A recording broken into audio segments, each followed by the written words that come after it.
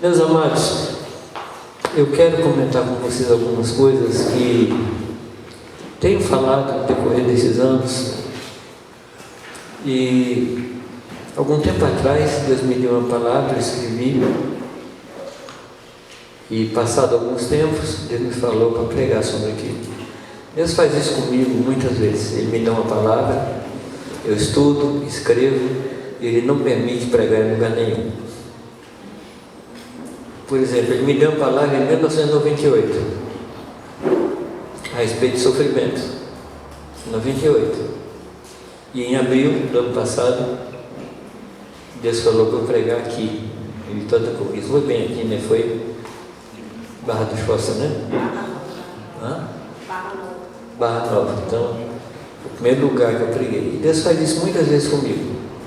Dá uma palavra, eu guardo, e dê um tempo e falo sobre isso. E essa palavra sobre sofrimento, desculpa eu fazer aqui o merchandising, mas já está na gráfica, se Deus quiser, o próximo livro sobre o sofrimento. E junto com o sofrimento, o tema sofrimento, Deus tem me falado sobre a volta dele, sobre a volta do Senhor.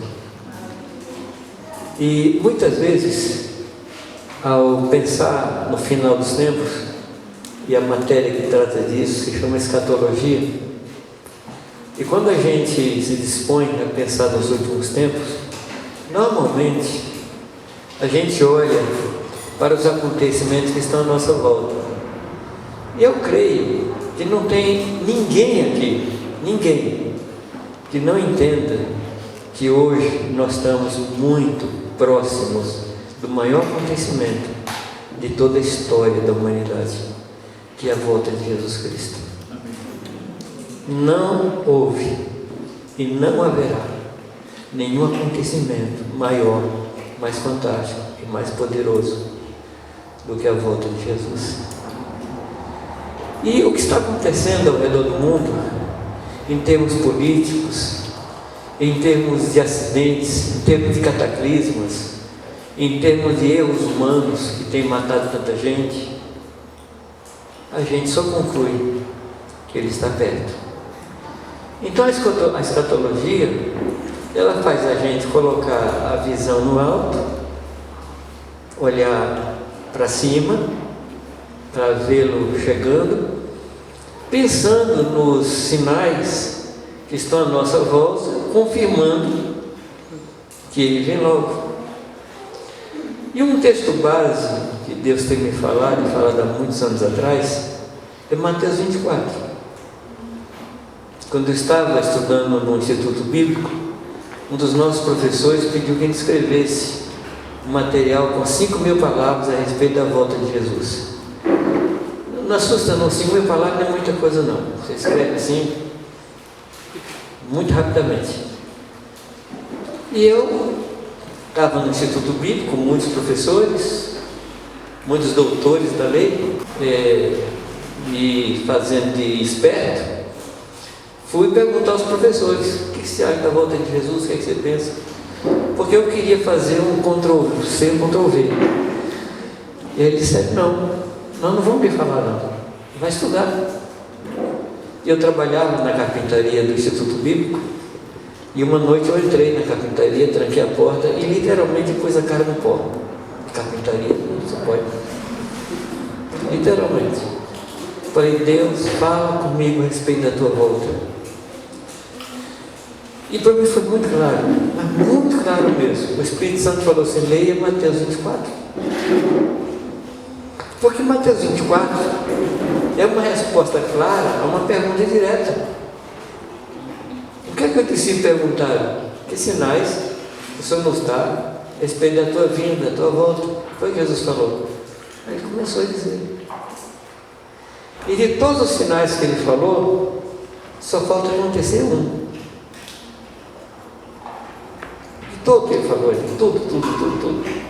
Terremotos, fomes, pestes, família brigando, tudo já aconteceu. Mas só tem uma coisa ali que não aconteceu ainda.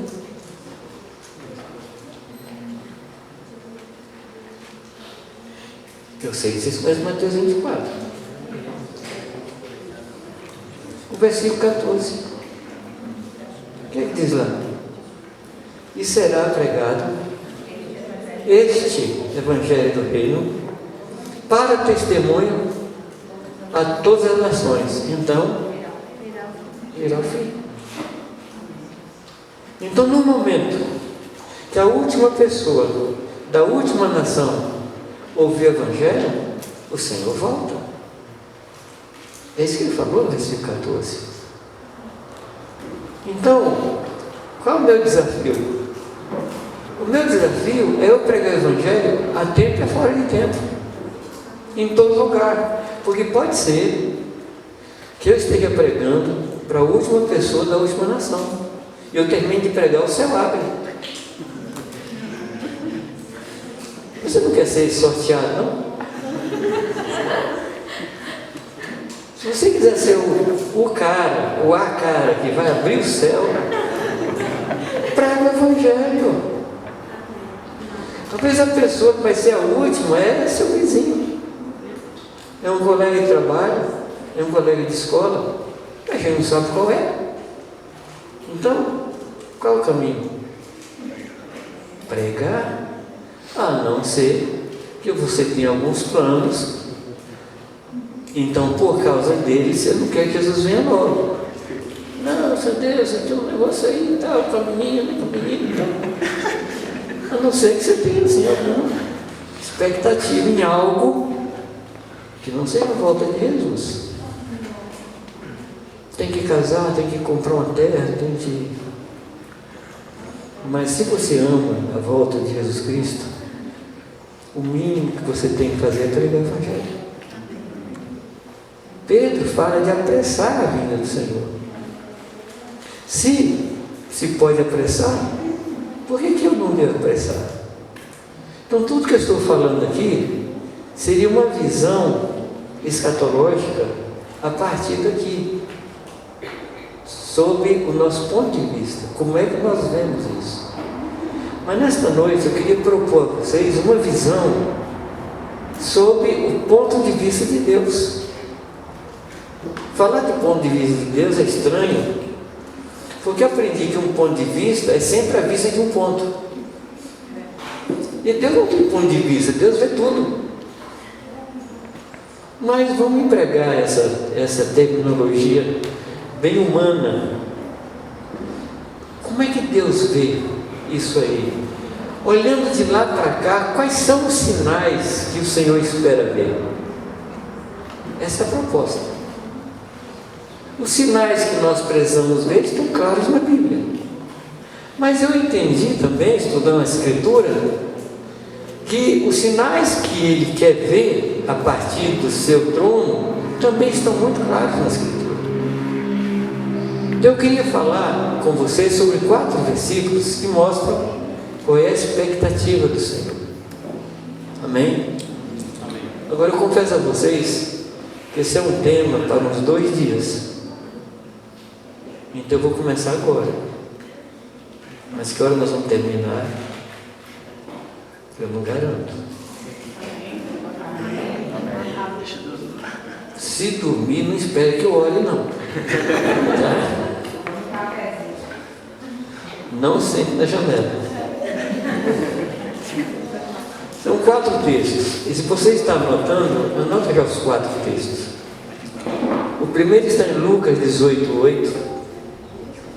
18:8.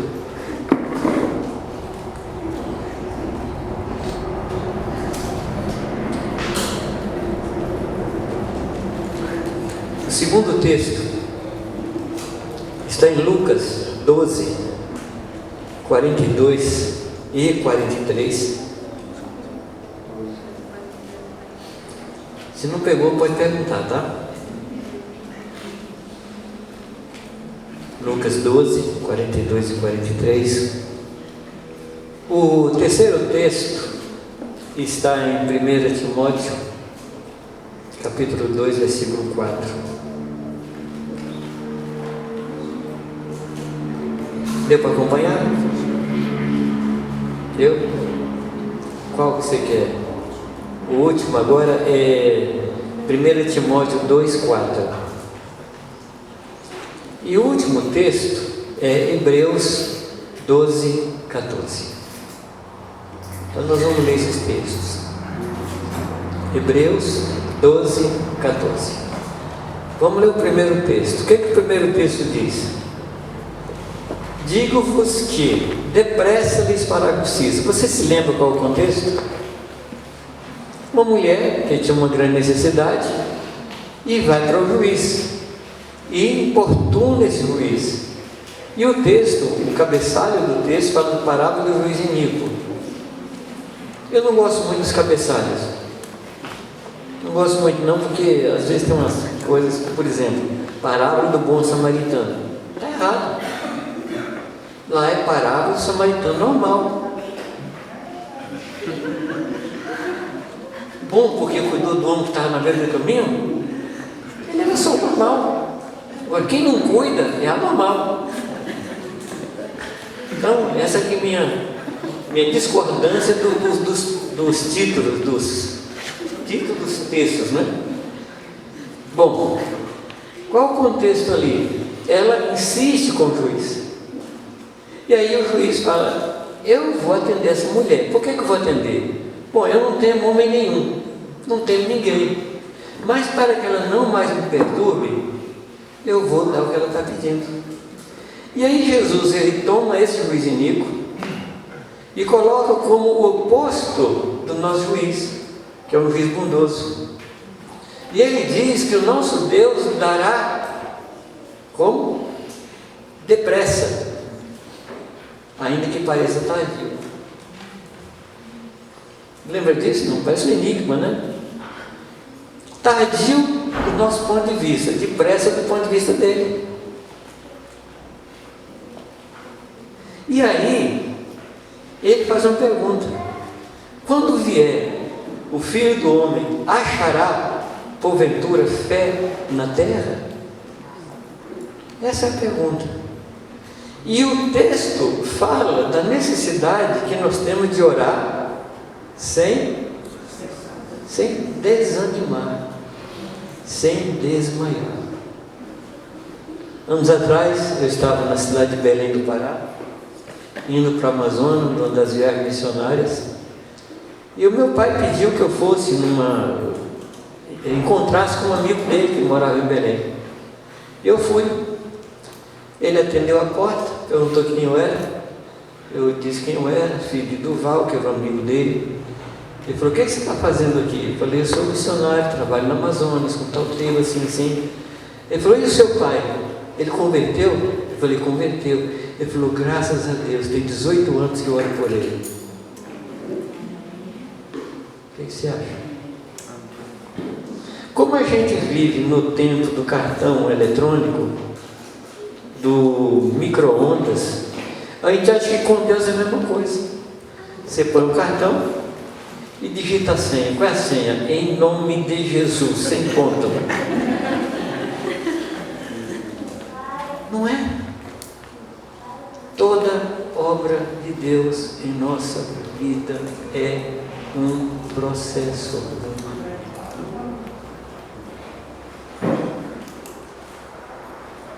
E se tem uma coisa que a gente não gosta do processo,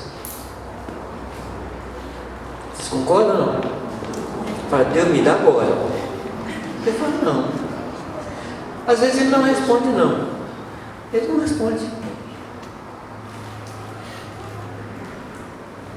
E às vezes a gente pede muita coisa.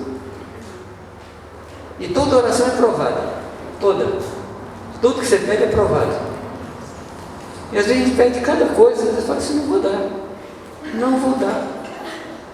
E aí você vai orando e orando e orando, depois fala: é verdade, Deus, eu não fiz isso não. Mas é isso aqui que eu preciso. Aí você ora mais um pouco e fala assim: não, Deus, também isso aqui não preciso.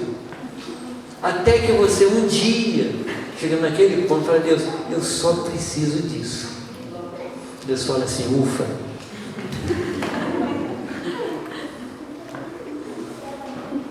Deus não nos dá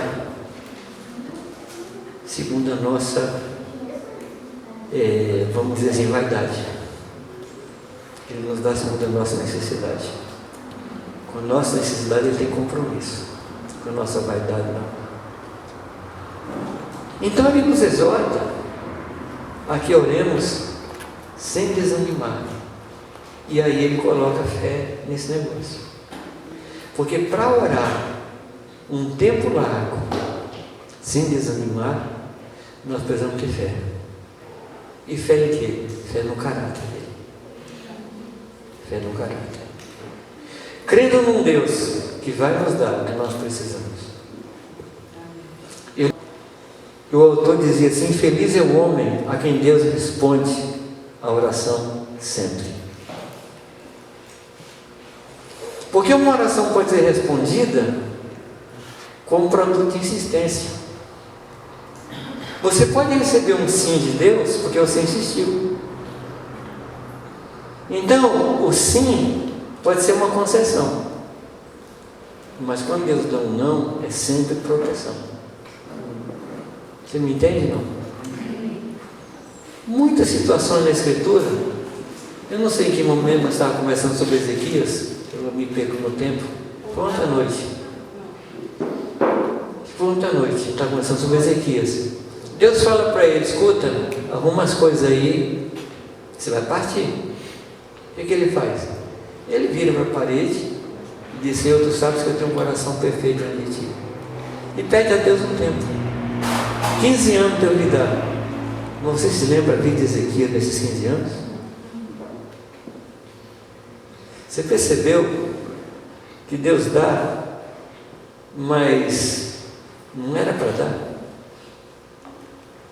Mas às vezes a gente insiste tanto com Deus, que Deus nos dá. E eu vejo muitos irmãos dizendo assim: eu orei e Deus disse sim. Tá bom, faça uma festa. Mas quando Deus falar não, faz uma festa maior. Porque o não de Deus é sempre proteção para você. E se você confia no caráter dele e ele lhe disser um não, agradeça a Deus. Pai, muito obrigado. Muito obrigado que o Senhor disse não. Amém? Amém. Vamos ver o próximo pedido, como é que vai ser. Vamos ver a próxima oração. Se Deus vai falar para você não, você fala graças a Deus. Aí pede aos irmãos: por favor, eu quero dar um testemunho. Eu pedi determinada coisa, Deus falou não. Orem, irmãos, orem, agradeçam a Deus comigo. Quer ver se vai fazer isso? Orar sem cessar, sem desmaiar. Isso nós precisamos confiar no caráter dele. E essa confiança a Bíblia chama de fé. E eu estava orando sobre isso, orando sobre esse texto, orando sobre esse tema. E eu pensei o seguinte: que a fé é baseada na seguinte verdade: existe um ser todo-poderoso, sem igual, de quem todas as coisas procedem. Essa é a base da nossa fé. É um ser todo-poderoso, sem igual, de quem todas as coisas procedem. Coisas agradáveis e coisas desagradáveis. Eu não chamo de coisa boa e coisa ruim. Ah, toda coisa boa vem de Deus, coisa ruim também vem. Então esses adjetivos, eles não são bons. Porque se a gente for usar esses adjetivos, a gente vai ter que fazer uma mudança em Romanos capítulo 8, versos 28 e 29. Porque Romanos 8, 28 e 29 diz o quê? E sabemos que quantas? Todas as coisas cooperam para o bem dos que amam a Deus, daqueles que são chamados segundo o seu propósito. Ora, se todas as coisas cooperam para o meu bem, existe coisa ruim? Não. Agora, existe coisa desagradável? Não existe. Não sei quantos aqui já tomaram injeção de bezetacil. É boa? É. É agradável? Não. Entende o que eu quero dizer? Se você entender que nem tudo que é desagradável é ruim, você vai poder citar Romanos 8, 28 e 29 com mais clareza. Todas as coisas cooperam. Todas as coisas cooperam, sem exceção. Porque esse é o caráter do nosso Pai. Eu tive muito problema com esse texto de Romanos 8, 28, 29. Porque eu já tive muito prejuízo. Assim, eu confio muito nas pessoas. E não vou deixar de confiar. Eu vou confiar. Para mim, todo mundo é inocente até prova em contrário. Já emprestei dinheiro, nunca mais recebi.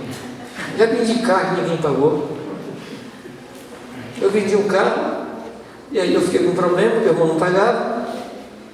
Aí Deus falou para mim, perdoa. Aí, tá bom, Deus, vou perdoar, né? Aí, dali uns dias, ele me chamou para o casamento de um filho.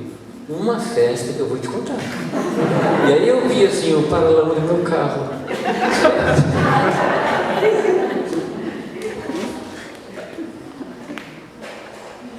Eu falo, meu Deus, toda coisa coopera. O que cooperou para mim, esse negócio, essa perda? Versículo 27. Versículo 27 é a chave, que fala da intenção de Deus. Nós não compreendemos todas as ações do Senhor. Quem compreende todas as ações do Senhor, levanta a mão. Ótimo, nem eu compreendo. Mas eu sei. Mas eu sei que a intenção dele a meu respeito é boa, é perfeita, é agradável. Os pensamentos dele a meu respeito são pensamentos de paz e não de guerra. São pensamentos de bem e não de mal.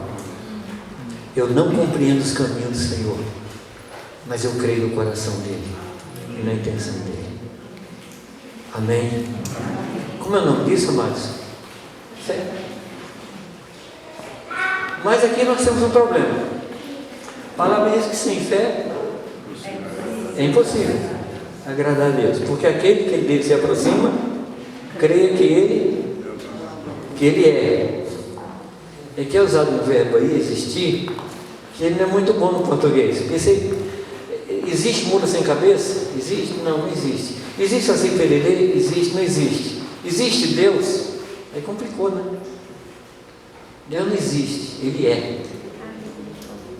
É muito mais que existir. Ele é. E que é galardoador de todos que eu busco.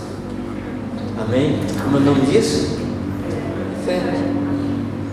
Mas há um problema na vida da gente, que a gente muitas vezes, a gente se relaciona com Deus com uma fé que eu chamo de fé natural, e essa não serve. O que é a fé natural? O que eu chamo de fé natural?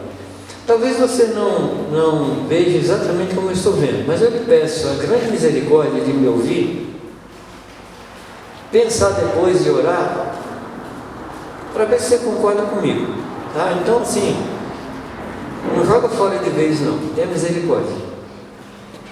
Então existe um negócio chamado fé natural. Por exemplo, eu vim para a Conquista e peguei um avião lá em Guarulhos, pela fé. Por quê? Eu tive fé que o mecânico daquele avião fez um trabalho bom. Isso não é fé? É fé. Eu tive fé que aquele comandante lá ele fez um curso de pilotagem bom. Eu tive fé que aquele piloto lá não brigou com a mulher no dia anterior. Não, você pode achar engraçado, mas é comprovado vários acidentes de avião por aí, de pilotos que se suicidam porque tinham problema em casa. Daqui a pouco você vê assim, o avião descendo uma velocidade fantástica e você não sabe que o cara brigou. Mas brigou e levou você junto. Você nem conhecia a dona lá. Então assim, eu tenho fé que ele não brigou com a mulher. Correto?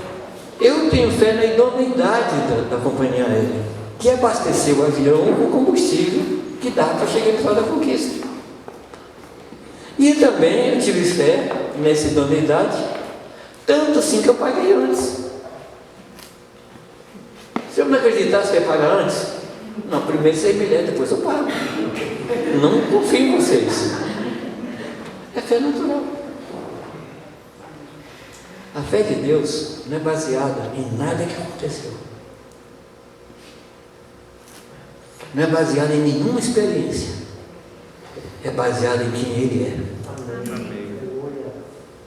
Quando o Senhor fala para Pedro, essa história de Pedro no barco para mim é um negócio. Tempestade. O texto diz que Jesus lá no monte orando viu os discípulos no meio da tempestade. Dom de revelação, no escuro, de noite, de madrugada. Ele viu. E ele foi. E qual foi o meio de transporte que ele usou? Veio por cima d'água. No meio de toda aquela confusão, o que é que os discípulos viram? Um fantasma. Quem não vê Jesus é fantasma. Correto? E aí, Jesus falou: não temos. Sou eu. O que é que Pedro falou? Hã? Gente, eu não falaria nunca. Sabe o que eu falaria? Se é o Senhor mesmo, se é, manda Judas. Eu vou lá me arriscar. Esse foi o fantasma. Eu não entendo Pedro. Eu vou conversar com ele. Eu vou: Pedro, vem cá, senta aqui. E Pedro faz a coisa mais ilógica que um pescador faz. No momento da tempestade, o lugar mais seguro é dentro do barco. Eu já passei tempestade na vida. É um negócio terrível. É terrível. Água entrando, perdi um violão numa tempestade dessa. Entrou água, acabou com o meu violão. Ninguém é louco de sair de um barco na hora de tempestade. Mas o que Jesus fala para ele? Vem. Agora, Pedro já conhecia uma história de um homem que tinha andado sobre as águas para ele poder se basear? Não. Você entende o que eu quero dizer quando eu digo que Deus não é baseada em nada que aconteceu antes? É baseado na palavra dele. Amém? Amém.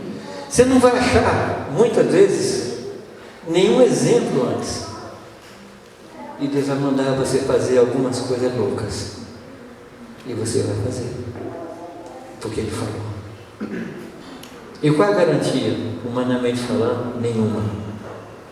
Lança o teu pão sobre as águas, e depois de muitos dias o recolherás. Você quer um negócio mais louco do que esse? O que acontece quando joga o pão na água?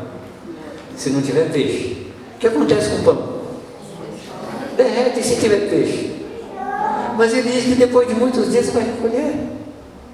Ou você confia que Deus vai manter o pão integral, ou você não vai jogar.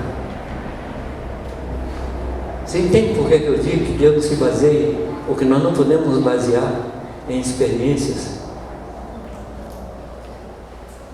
A palavra diz em Judas, versículo 3, ele diz assim: quando eu estava escrevendo essas coisas a vocês, eu me senti compelido em exortar vocês a batalhar pela fé que uma vez por todas foi entregue aos céus.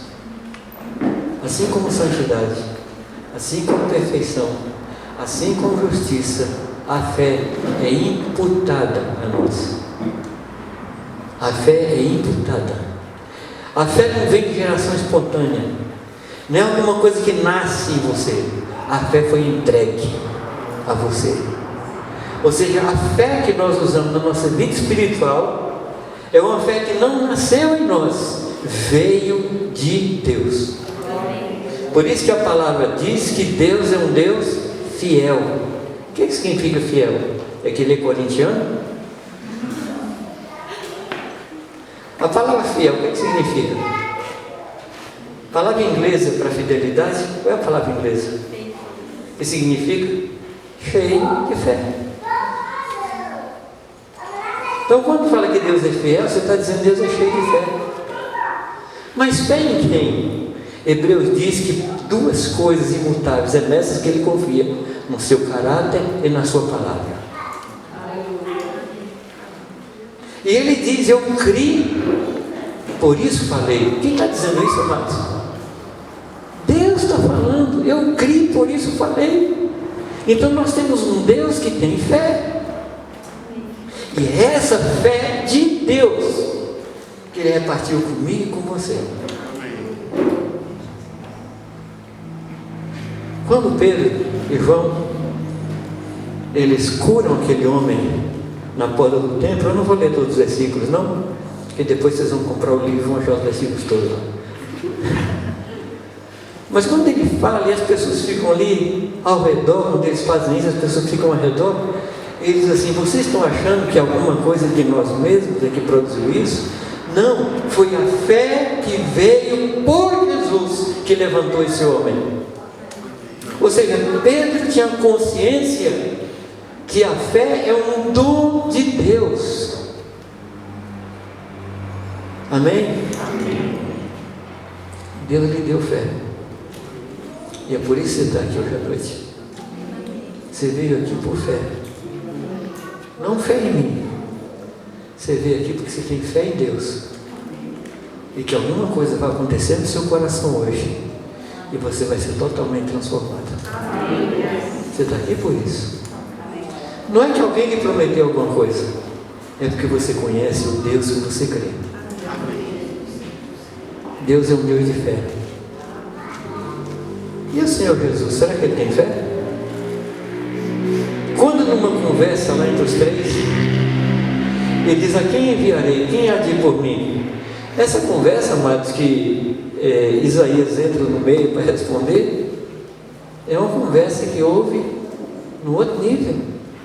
Quando Deus olha para a terra, vê o homem se perdendo, vê o homem indo para o inferno, e Deus, sabendo que só tinha um jeito de salvar o homem, era que ele viesse à terra, era a única forma. E eles se perguntam: a quem enviarei? Quem há de ir por nós? E o Senhor Jesus diz: eis-me aqui. E Ele vem. Amém? E vem para onde?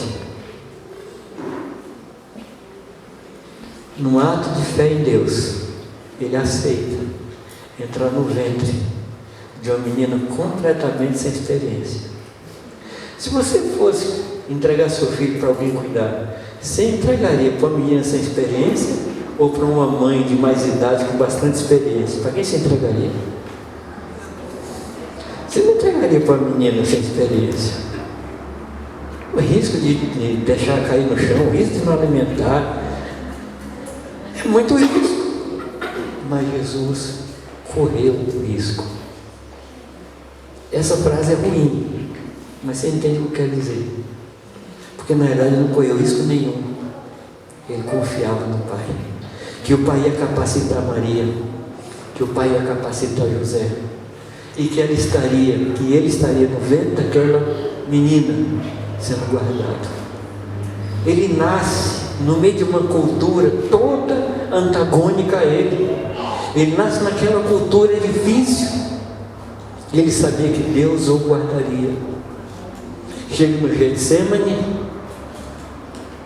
ele tem aquela crise terrível, antevendo a separação entre ele e o Pai. E o que ele fala? Senhor, se possível. Gente, me perdoa, eu já vi gente dizendo que Jesus tinha medo da cruz. O nome dele, escritor famosíssimo, não, é um brasileiro, Augusto Cury. Um dos primeiros livros dele, esse primeiro e segundo livro, diz que Jesus Cristo escolheu ser carpinteiro para que cada vez que ele fizesse um móvel, batendo prego, ele estaria apontando para a cruz, se preparando para a cruz.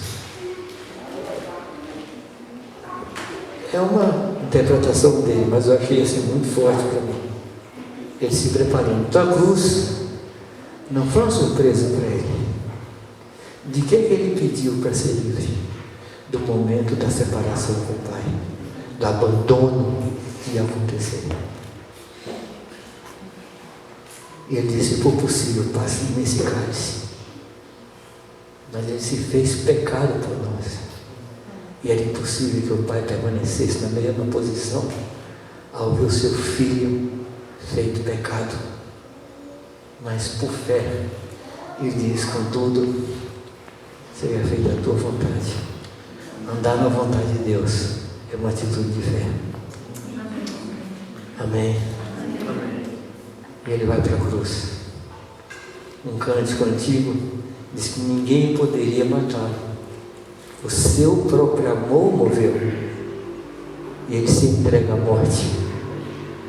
Ele vai para a sepultura, sabendo que o Pai não permitiria que o seu corpo experimentasse corrupção.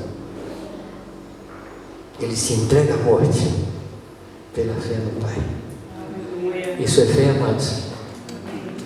Eu quero dizer para você que foi essa fé que o Senhor repartiu com você. Não é qualquer fé, é a fé de Deus. Essa fé foi repartida a cada um de nós. Mas você pode, assim, numa crise, dizer assim: Senhor, a minha fé é muito pequena. Quanto ele quer falar isso? Então, como é que Jesus tratou essa crise aí? Lembra ou não? Lembra? Ele disse que se a nossa fé é como um grão de mostarda. O que é o grão de mostarda? É a menor semente que existe. Ele disse: se a nossa fé fosse como um grão de mostarda, o que aconteceria? A gente falaria a um monte: sai daqui e se lance no mar. O que quer dizer com isso? Que a fé menor é maior do que um grão de mostarda. É isso que ele quer dizer. Então, qual o segredo aqui? Não é o tamanho da fé, é o tamanho do Deus que a gente tem. Não é o tamanho da nossa fé. Não é o tamanho da nossa fé. Eu preciso falar isso, mas porque eu tenho encontrado crentes que têm fé na fé. Mas não é para a gente ter fé na fé. É fé em Deus. Ele é o Todo-Poderoso. Dele vem todas as coisas. Toda força vem dele. Amém? Agora nossa fé pode adoecer. Pode passar por crise. Mas a palavra, ela produz essa fé no nosso coração. Porque a fé vem pelo e o ouvir pela palavra de Deus. Não é ouvir a palavra. A fé vem pelo ouvir e o ouvir vem pela palavra.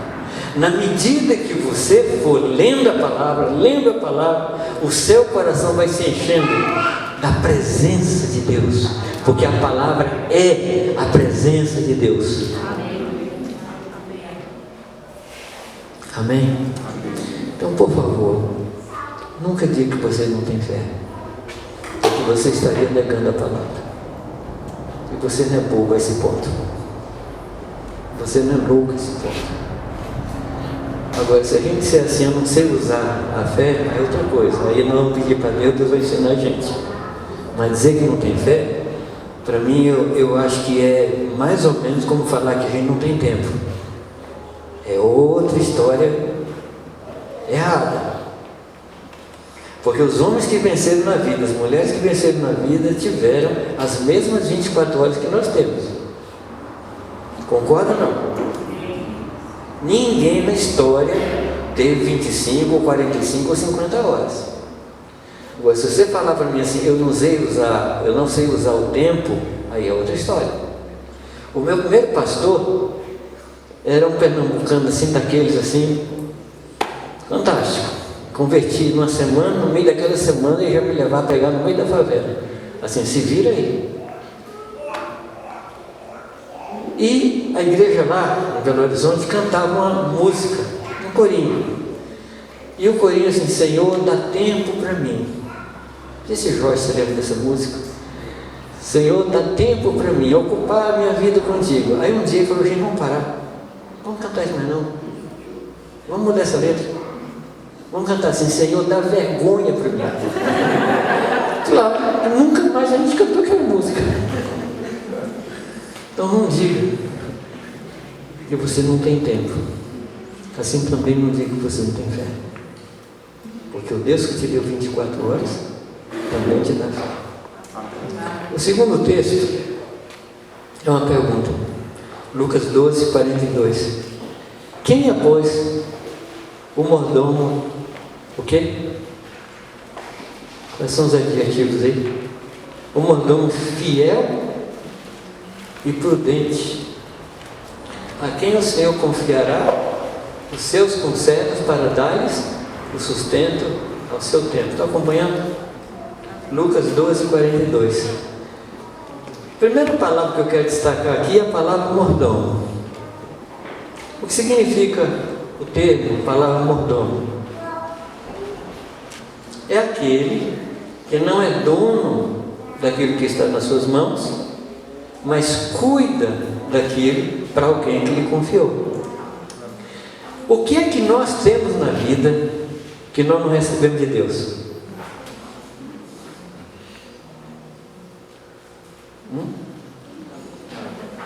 Alguma coisa. Qualquer coisa. Se esforça aí, vai pensar. O que é que nós temos na nossa vida que não veio de Deus? Nada. A coisa mais básica da nossa vida é a respiração. Não tem nada no anterior à respiração. E quem está permitindo você e eu respirar nessa noite? E se a pessoa se ele resolvesse agora fechar o nosso nariz? Isso aqui viraria um culto fúnebre. Em vários lugares que eu passei nas minhas viagens, eu quis chamar os irmãos para a gente fazer um teste, um exercício de ficar 5 minutos sem respirar. Ninguém nunca aceitou, não sei porquê. É a coisa mais básica. Ou seja, a partir da respiração, tudo que nós temos veio de Deus. Isso significa que não é nosso. Então, se o que está na nossa mão não é nosso, o que é que nós somos? Mordomos. Mas aqui ele coloca duas qualidades: o mordomo fiel, ou seja, aquele mordomo que tem fé em Deus, e prudente. Prudente significa uma capacidade de analisar as consequências do que vou fazer. Você pode também chamar de previdência, você também pode chamar de critério. Mas prudência significa pensar nas consequências daquilo que eu estou fazendo. Ora, se eu tenho consciência de que sou mordomo, eu vou deixar de gastar os bens que eu tenho, o tempo que eu tenho, do jeito que eu acho. Vocês concordam ou não? Tem alguém aqui que não é mordomo? Você sabia, meu amado, que você vai prestar contas de tudo que Deus lhe deu? De tudo que nós fizemos com o nosso corpo? Você sabia disso, não? Sabe aquela história de vou comprar, vou vender, vou viajar? E que Tiago combate isso? Diz assim: não diga o que você vai fazer, diga se Deus quiser. Infelizmente, o Deus quiser significa que eu vou fazer.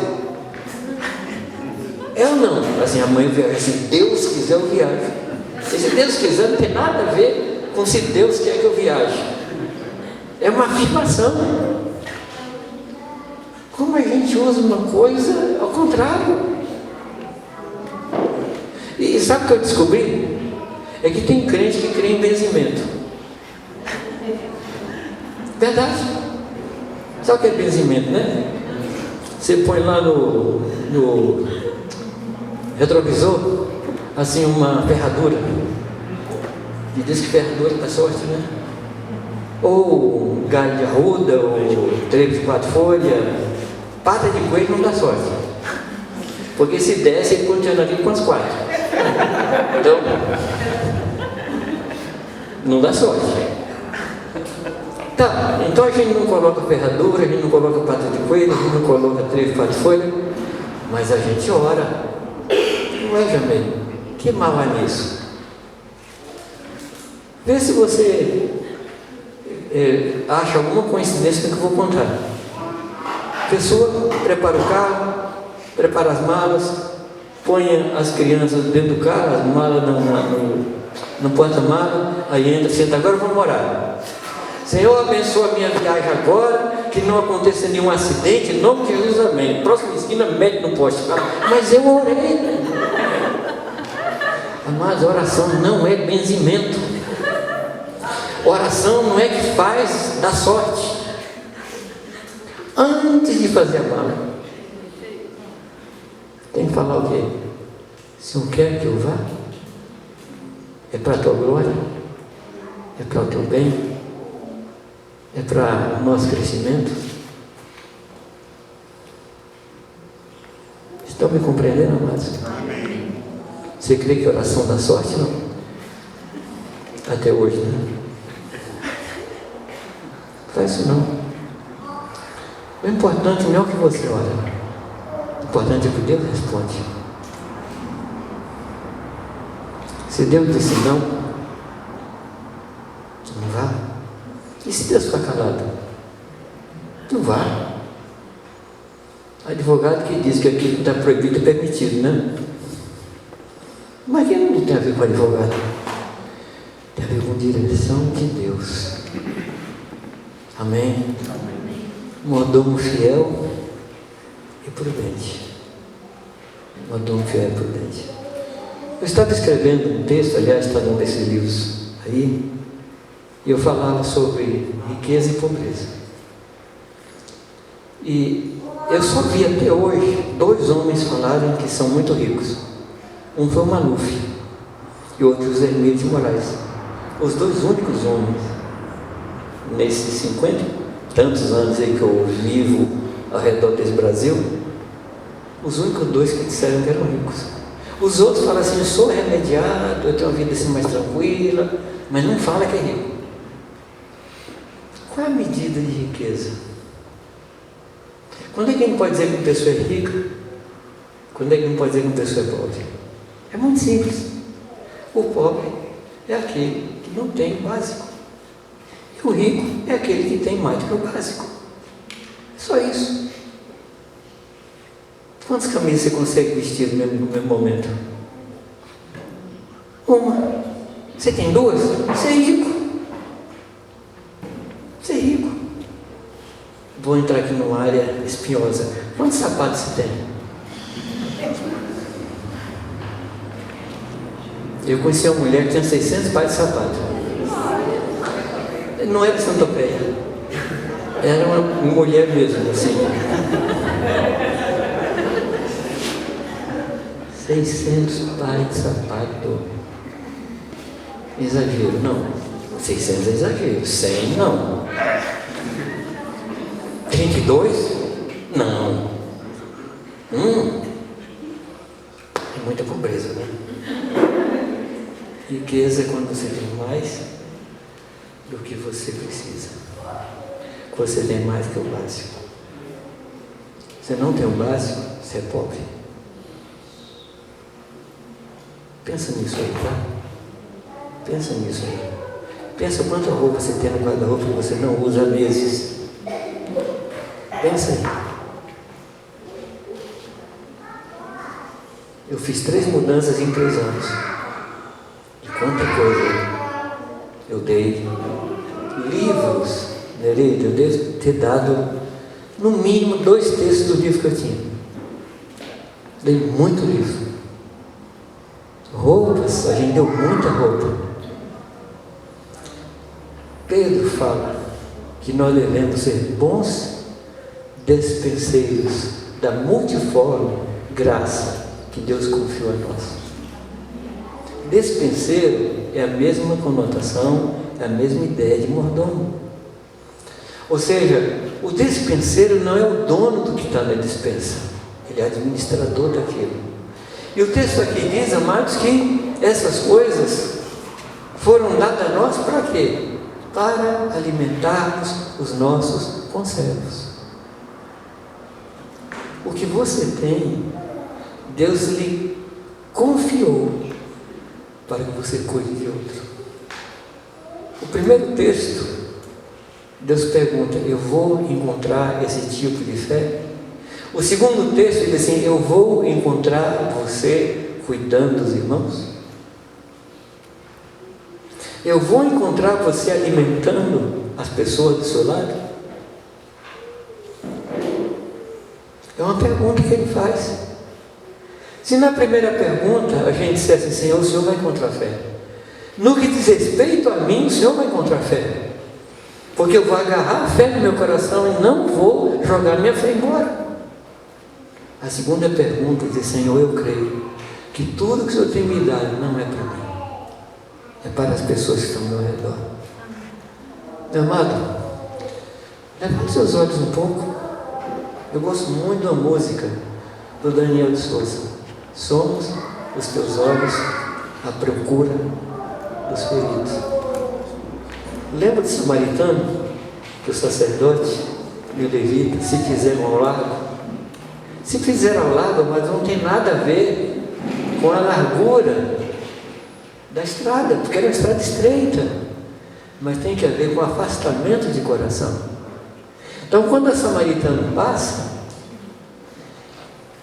ele vê, era impossível mais passar na estrada e não ver aquele homem caído, era impossível. Mas o texto é muito claro, quando Jesus diz assim: então ele se aproximou, e aproximando-se, ele viu as feridas, e o texto diz: então o seu coração se encheu de compaixão. Quando é que o coração dele ficou cheio de compaixão? Quando ele chegou perto, quando ele se aproximou. O problema nosso é que muitas vezes nós nos fazemos ao largo. Que Deus nos ajude a olhar para as pessoas e ver as necessidades delas. Ao chegar numa reunião, amado, olhe para os lados. Olhe para os lados. E perceba irmãos que estão com os olhos meio opacos. Você pergunta: você está bem? Ele fala: estou. Mas você sabe que não está. Eu costumo perguntar para a pessoa: você está bem? Olhando nos olhos. E quando a pessoa desvia o olho e fala assim: não, olha para mim, você está bem? E assim, durante muito tempo convivendo com ovelhas em Jundiaí, a forma que a pessoa entra no salão, você quer não está bem. Assim, um farol baixo, né? Um farol queimado, a pessoa não está bem. E para que eu estou aqui? É para alimentar os meus conservos. Quem é, pois, o mordomo fiel e prudente, a quem o Senhor vai encontrar alimentando os seus conservos? Tem desse tipo de gente aqui hoje? Sim? Quem é? Você pode falar para Deus: Senhor, eu sou esse mordomo fiel e prudente. Pode contar comigo. O Senhor vai achar alguém fiel e prudente. Amém? Amém. Meu irmão, você não é pobre demais para ajudar alguém. E você não é rico demais que você não precisa de ajuda. Nós nos necessitamos. Sabia disso? Não? Me perdoa, mas você precisa de mim. Não posso fazer nada. Deus podia mandar alguém melhor, mas se conforma. O terceiro texto, e eu não vou demorar muito, mas 1 Timóteo 2,4. Nós estamos falando do ponto de vista de Deus com relação à vinda de Jesus Cristo. Esse é o tema, esse é o centro do que nós queremos falar. 1 Timóteo 2,4, o que é que diz? O qual, quem é esse o qual aí? Deus deseja quantos? Todos os homens sejam salvos e que cheguem ao pleno conhecimento da verdade. Começando do fim, o que é a verdade? Não é um conceito, não é uma filosofia, é uma pessoa. Senhor Jesus. Então qual o desejo dele? Todos os homens serão salvos. Todos os homens. Amados, Deus não criou o homem para o inferno. A Bíblia diz, amados, que o inferno foi criado, que o lado foi criado para o demônio e seus anjos. Deus não fez previsão do homem para o inferno. Deus fez o homem para a salvação. Eu fico assim, triste, com o coração dolorido, porque eu escuto irmãos, alguns irmãos dizendo que Deus fez um para a salvação, outro para a perdição. Não cabe no caráter do Senhor Jesus. Não cabe. Amados, raciocina comigo. Raciocina comigo. Se Deus fez alguns para o inferno, por que Ele mandaria Jesus para a cruz? Seria a obra de pior crueldade que o Senhor poderia cometer. Matar o filho dele para a salvação do homem. Ele falou, não, mas esse aqui não, o seu sangue não cobre esses. Meu Deus, eu tremo. Infelizmente, essa doutrina tem sido avivada. Que Deus nos perdoe. Aqui está a vontade dele. Ele não poderia falar assim, a vontade de Deus que todo homem seja salvo, menos alguns. Estaria aqui. Mas você não encontra esse pensamento na Escritura em nenhum lugar. 1 Pedro versículo 3 diz que ele, por sua presciência, salvou. Presciência diferente de predestinação. Desculpa, eu não queria entrar nisso, mas que esse assunto mexe muito comigo. Mexe muito comigo. Qual a vontade de Deus? Qual a vontade de Deus? Quantos? Mas não precisa explicar mais nada. Agora, quantos homens tem no mundo? Quantas pessoas tem hoje no mundo? 8 milhões e alguma coisa. Quantos desses ele quer salvar? Todos. Não tem um mais bonito que fala, não, isso eu vou salvar, o mais feliz, não. Não tem.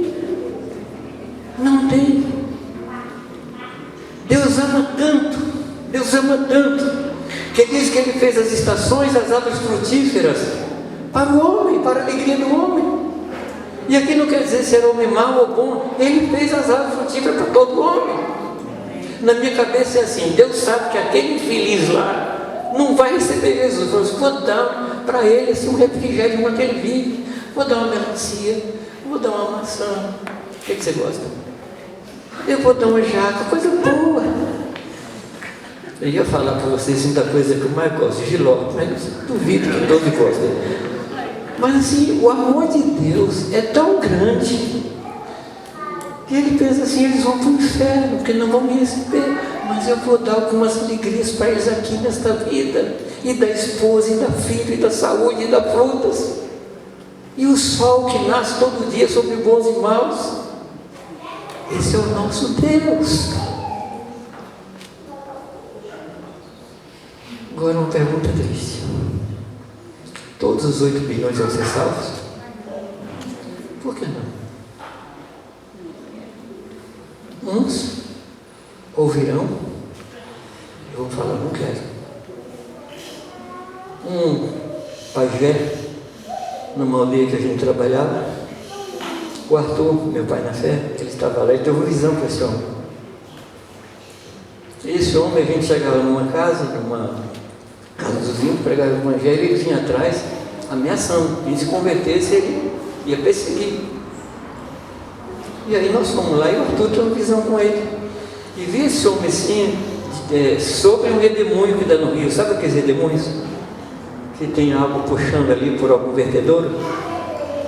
E ele via esse homem descendo ali E ele descia uma corda e ele segurava. Quando chegava lá em cima, ele soltava. Umas 3 vezes isso.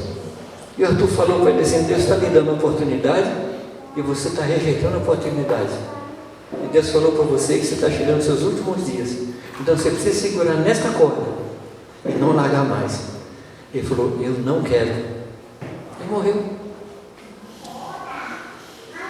Ou seja, alguns homens vão ouvir e não vão receber. Isso é problema deles. Mas se a pessoa não ouvir o Evangelho, porque nós não pregamos, isso é problema nosso. Esse é problema nosso. Não é problema da pessoa, é nosso. Por isso que a palavra fala de sangue nas mãos. Mas a pergunta é: Deus quer que você tente salvar os 8 bilhões? Não. Não. Deus não nos dá uma carga maior do que a nossa possibilidade. Então o que Ele quer salvar através de você? Seus vizinhos, seus colegas de escola, seus colegas de trabalho. Esses são sua responsabilidade. Tem um provérbio em inglês que eu gosto muito, que diz assim: quando cada um limpar a defronte da sua porta, a rua toda será limpa. Você está trabalhando naquilo que corresponde a você? Você está pregando o Evangelho para os seus amigos, para o cara da padaria, para o frentista do posto? Você está pregando para esses? Ou você está esperando vir um missionário lá da Conchinchina para pegar para ele? Quer dizer para você que esse missionário ele já mandou. É você?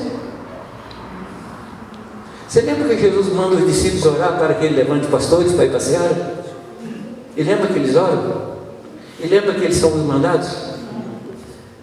Ora para Deus enviar pastores. Eles oram: Senhor, manda pastor. Jesus fala: agora vai.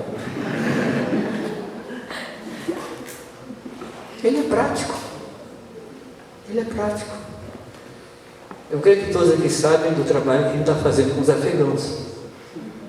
Correto? Eu ouvi um testemunho de que Deus criou nos nossos dias missões delivery. Sabe o que é? É trazer o necessitado para o Brasil para ele ver o Evangelho aqui. Aí ele nem gastou dinheiro para ir para o Afeganistão. Ele trouxe aqui. E a ideia nossa é preparar, ganhar, batizar e mandar de volta para lá para ele pregar. Esse é o objetivo. Amém? Essa é a vontade de Deus. Que a gente faça discípulos. Quantas nações? Em todas. Mas as nações estão próximas de você. Uma nação significa cultura igual, linguagem igual, roupa igual, maneira de falar igual. E quantas nações estão perto da gente, né? Os militares formam uma nação, os enfermeiros formam outra nação, que são pessoas que têm costumes iguais. Eles formam uma nação. Os surdos é a nação menos alcançada no Brasil. Os surdos. É impressionante. Então Deus quer que você se levante e pregue a palavra. E Paulo diz: ai de mim se eu não pregar, porque para isso estou. Eu anotei aqui algumas frases de alguns homens que marcaram a história. E ele diz: se não queres dar-me almas, retire a minha. Retire a minha. John Knox, ele dizia: Senhor, dá-me a Escócia, senão eu morro. Pessoas que colocaram a sua vida nesse patamar. Nesse patamar. Homens que falaram: Senhor, me manda para o lugar mais difícil da terra. E foram para o interior da Índia, interior do Japão. Eu conheci um padre, também em Belém, italiano, que fazia um trabalho com meninos de rua em Belém. E ele não sabia português direito, mas estava se virando. Um rapaz novo, me aproximei, conversei com ele. Falei: como é que foi seu chamamento para vir para cá? Ele falou: eu estava no seminário. Eu pedi para Deus me mandar para o lugar mais difícil da face da terra. Ele me mandou para aqui. É coragem, né? Mas quando você ama, assim, loucamente, a Deus e as pessoas, você vai fazer essa oração. Amém? Missões não significa tomar um avião e ir para um lugar longe. Significa bater na porta do vizinho. Significa atravessar uma rua. Significa sair da morosidade e falar com um colega, entendendo que você está ali por causa dele e não ele por sua causa. Amém? O quarto e último texto, 12 e 14 de Hebreus, diz: seguir a paz com todos e a santificação, sem a qual quantos? São duas coisas que Deus exige de nós aqui: paz com todos. Agora, queridos, me dá só mais uns 10, 15 minutos no máximo, tá? Nós temos aqui uma questão de conceito muito errada. Às vezes diz assim: como é que está na sua casa? Falando, está uma paz muito grande, ninguém brigou hoje. Isso não é paz, isso é trégua. O que é a trégua? Você tem sua arma, eu tenho a minha. Então vamos ao seguinte: coloca a sua arma aí, eu coloco a minha. Mas na hora que você pegar na arma, eu pego e atiro em você. Isso é trégua. Eu li um artigo de um rabino judeu, né? Redundância, um rabino judeu, e ele explicava o que era Shalom. E ele escreveu isso logo que houve um acordo de paz entre o Anwar Sadat e o seu correspondente israelita, e assinaram esse tratado em Camp David, nos Estados Unidos. E assim os jornais do mundo assim proclamaram: foi assinado um acordo de paz. Mas o judeu falou: não foi acordo de paz, foi acordo de trégua. O que seria paz? Não ter barreira na fronteira, não necessitar de visto. Um israelense poderia entrar a qualquer hora em Israel em Egito, e o Egito poderia entrar em Israel a hora que quisesse, sem visto. Viver em paz com o irmão não é só não guerrear, é ter a liberdade de um entrar na vida do outro sem visto. Porque na igreja às vezes pede visto, né? O irmão não dá o visto, você fica de longe, não pode encostar porque não tem o visto. A palavra diz, amados, que o Senhor Jesus é a nossa paz. O que significa? Primeiro, nós podemos entrar diante dele qualquer hora, sem pedir licença. Sabe aquela história de você estar na sala de visita, uma visita muito importante, daqui a pouco a porta abre assim, com aquele barulhão terrível, aí entra as crianças: pai, pai, pai. Isso é paz.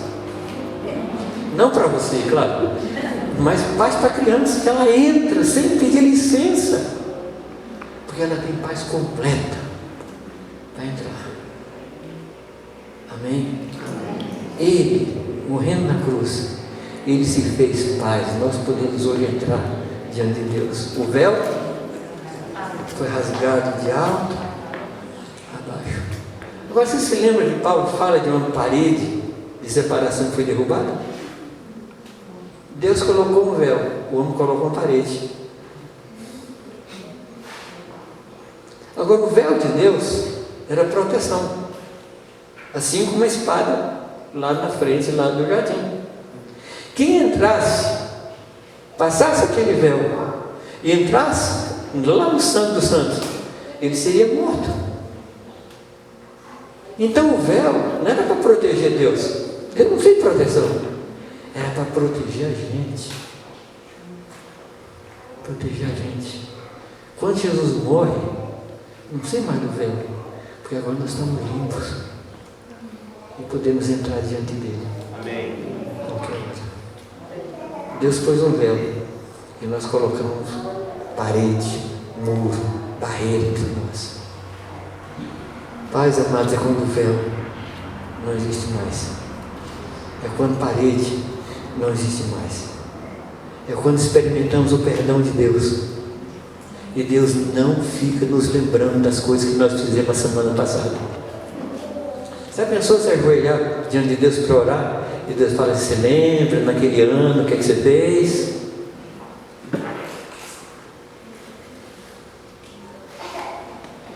Mas os irmãos falam assim, eu acho que eu não perdoei porque eu esqueci. E na Bíblia está escrito que Deus pegou os nossos pecados e jogou onde? Você pensa que Deus tem problema de amnésia? Você pensa que Ele tem problema de amnésia? Amado, não tem nada a ver com memória. Tem a ver com sentimento. Deus não pode esquecer do que nós fizemos, mas Ele decidiu que qualquer coisa que nós fizemos contra Ele, Ele não vai levar em conta. Ele não vai levar em conta. Ele não pode esquecer. Mas Ele não vai permitir que aquilo que nós fizemos toque no seu sentimento em relação a nós. E quando Ele nos perdoou, Ele nos trata a partir daquele perdão como se o próximo fosse o primeiro. Porque nós estamos completamente limpos. Paz é quando você se relacionar com o irmão ou com uma irmã. Determinado momento da relação que você tem com o irmão ou com a irmã, aí via a sua mente aquilo que ela fez contra você. Mas você decide, não vou permitir que o que essa pessoa fez interfira nos meus sentimentos para com ela. Sabe como é que é o nome disso? Paz. Seguir a paz com todos. Um outro veneno que é parecido com lembrar pecado é a indiferença. Não, ele fez alguma coisa contra mim, mas eu não ligo não, porque o que vem de baixo não me atinge. Gente, talvez você não tenha escutado a pessoa falar isso, mas o comportamento dela é esse. Não me atinge, sou superior. Superior? Quando a Bíblia manda eu considerar o irmão superior a mim, seguir a paz com todos. Meu irmão, se você tem alguma pendência com alguém, qual é o ensino da Escritura? Vamos lembrar do culto que aquela pessoa estava prestando. Chegou com oferta no altar. Chegando no altar, você se lembrar que o irmão tem algo contra você, presta atenção no que ele está falando. Se você lembrar que você fez alguma coisa, esse irmão tem algo contra você, faz o quê? Deixa a oferta onde? Então o problema não era a oferta. E se não prestasse, ele diz, leva a tua oferta. Deixa que não, que isso não presta. Não, a oferta era boa. Mas para Deus, relacionamento é mais importante que culto. Que amizade é mais importante que sacrifício. Interessante que o texto ali, quando fala de volta e reconciliar, significa volta e restaura a amizade como era antes. Mas sabe o que a gente faz? Chega assim, é o seguinte, se eu fiz alguma coisa contra você, não foi pensando não, tá? Mas, perdoado, tchau. Eu restaurei o quê? Nada. E o conselho é o quê? Restaura com seu irmão enquanto estiver de caminho, para que não suceda que ele te entregue ao verdugo, o verdugo ao meirinho, e você vai ficar preso, ou só vai sair de lá até pagar o último centavo. Como é que o cara na cadeia pode pagar dívida? Ou seja, não vai sair. Relacionamento é mais importante que culto. Amizade é mais importante que oferta. Seguir a paz com todos é a santificação. Santificação fala de um coração puro, de um coração livre de contaminação, de um coração que se apartou do pecado, de um coração que não tem compromisso com o erro. Amém? Amém. Diz respeito a você se aproximar de Deus. Santificação é uma coisa física, isso que eu digo física, de matéria, porque você não pode estar em dois lugares ao mesmo tempo. Você não tem o dom da ubiquidade. Você não está em dois lugares ao mesmo tempo. Isso significa que se você se aproximar de Deus, você se afasta do pecado. Se você se aproximar do pecado, você se afasta de Deus. Não tem jeito de ficar em dois lugares ao mesmo tempo. Então, uma dica: para de lutar contra o pecado. Se aproxime de Deus. Uma coisa vai eliminar a outra. Ou vai eliminar o pecado da sua vida, ou vai eliminar Deus da sua vida. Sem santificação, nem eu, nem você veremos a Deus. Amém?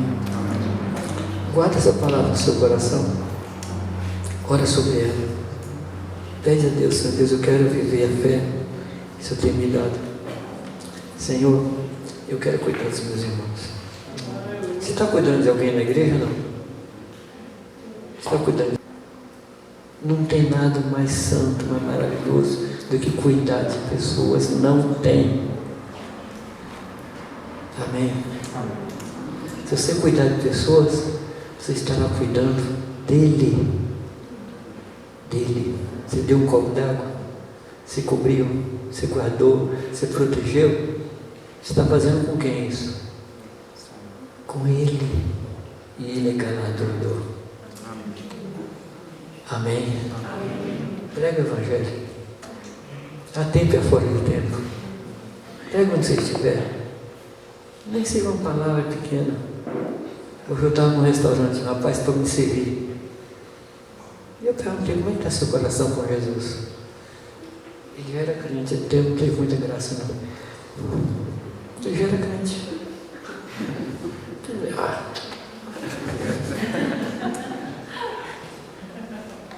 Eu preguei para um rapaz pertinho de Jundiaí. Eu estava na padaria do posto de combustível, fui comprar um pão, e o pão lá é muito bonito. Falei: rapaz, eu conheço um pão que é mais bonito que esse, melhor que esse. Aí falou assim: quem fabrica? Onde é que é? Eu falei: inclusive ele tem nome, é Jesus Cristo. Ele ficou assim: isso se vende? Eu falei: você nunca ouviu falar que Jesus morreu na cruz por você? Ele falou: não, mas eu não estou falando de uma selva amazônica, estou falando lá de Jundiaí. Quanta gente ainda não ouviu o Evangelho que está perto da gente. E por fim, amado, faça as pazes, restaure o relacionamento e seja uma pessoa santa em tudo. Vamos orar? Você pode orar.